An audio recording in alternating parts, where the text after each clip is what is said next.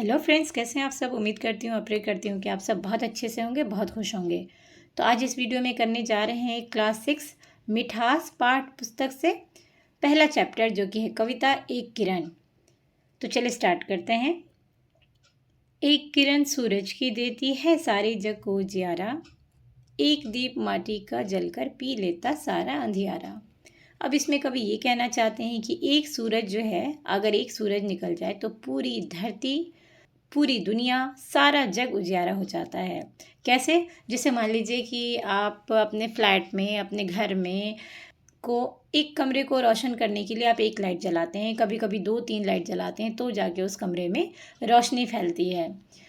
दूसरा, आप किचन में अलग, वॉशरूम में अलग, कॉरिडोर में अलग, बालकनी में अलग, हर जगह अलग अलग लाइट लगाएंगे और जलाएंगे, तब जाके वहाँ रोशनी फैलती है।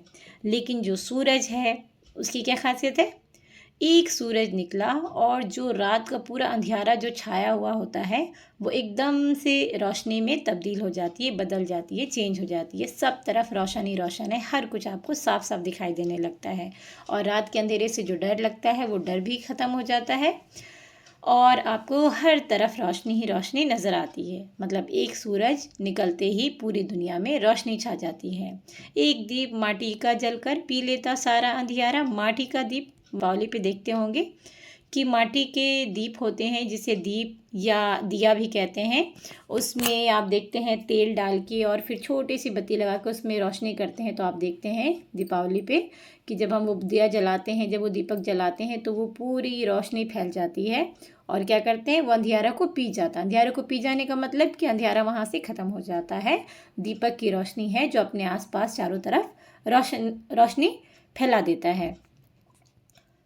चलिए आगे बढ़ते हैं। एक बूंद सीपी में ढलकर बन जाती है सच्चा मोती, एक सत्य में बड़े झूठ से लड़ जाने की ताकत होती। अब आपने कभी सीपी या मोती तो देखा नहीं होगा। आप कभी अपने यूट्यूब पे या कभी गूगल से सर्च करके देखिएगा कि कैसे एक सीपी के अंदर मोती होती है, और वो इतनी खूबसूरत होती है कि आपको मोह लेगी। और एक सत्य में बड़े झूठ से लड़ जाने की ताकत होती है। अगर जैसे आपने देखा होगा कि लोग एक झूठ बोलते हैं तो उस झूठ को छिपाने के लिए या उसे प्रूफ करने के लिए दूसरा झूठ बोलना पड़ता है। फिर उस दूसरे झूठ को भी प्रूफ करने के लिए तीसरा झूठ बोलना पड़ता है। लेकिन अगर वहीं पे अगर सच बोला जाए तो वो सच जो है वो इतनी ताकतवर होती है कि झूठ को दबा देती है। जैसे आपने अगर कोई स्टेटमेंट दिया, अगर वो आपने सच बोला तो आज भी वही बोलेंगे, एक हफ्ते बाद, एक महीने बाद, एक साल भी आप वही बात बोलेंगे। उसमें कोई मिलावट नहीं होगा, जो सच होगा आप वही बोलेंगे। लेकिन अगर आपने किसी इंसिडेंट को बढ़ा चढ़ा के या उसमें झूठ मिला के अगर आपने बताया, तो हो सकता है कि वो झूठ एक हफ्ते बाद, एक महीने बाद, एक साल बाद भूल जाएं। एक साल के बाद अगर आपसे कहा जाए कि फिर से उसे आप बताइए, फिर से आप उसकी व्याख्या कीजिए, एक्सप्लेन कीजिए, तो आपकी वो जो आपने झूठ जो उसमें गढ़े होंगे, वो झूठ किसी दूसरे शब्द से और बड़ा झूठ बन जाएगा। तो क्या इसमें कहा जा रहा है कि जो सच्चाई है वो झूठ से कहीं ताकतवर होती है। चलिए आगे बढ़ते हैं। एक धरा है, एक गगन है। एक धरा मतलब एक पृथ्वी है हमारी, सिर्फ एक धरती है जो प्यारी है और इसी धरती पे सब लोग रहते हैं। और एक गगन है, आसमान भी हमारा एक है। आसमान क्या से बटा हुआ है फ्लैट्स में? आसमान, ज़मीन, हवाएं, सूरज, बारिश, ये सारी जो चीज़ें हैं वो कुदरत एक समान हमें देती हैं, एक समान।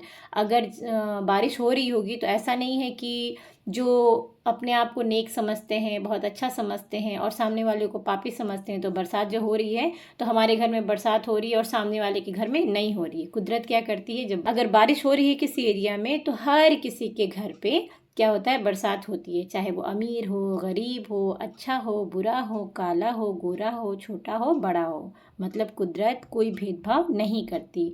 एक धरा है, एक धरती है हमारी जहाँ पे हम रहते हैं, और एक गगन है, एक ही आसमान है। एक सुनो ईश्वर कहलाता। अब जिसकी हम इबादत करते हैं, जिसकी हम पूजा करते हैं, जिसकी हम अर्चना करते हैं, जिसे हम मानते हैं, पूजते हैं, वो ईश्वर भी हमारा एक है। वो अलग बात है कि हम उन्हें अलग अलग नामों से बुलाते हैं। कोई उन्हें भगवान, कोई ईश्वर, कोई अल्लाह कहता है, लेकिन वो ईश्वर हमें बनाने वाला एक ही खुदा है, एक ही रब है, एक ही ईश्वर है। ठीक। मिलजुल कर सबसे करो प्यार तुम, बड़ा एकता का है नाता।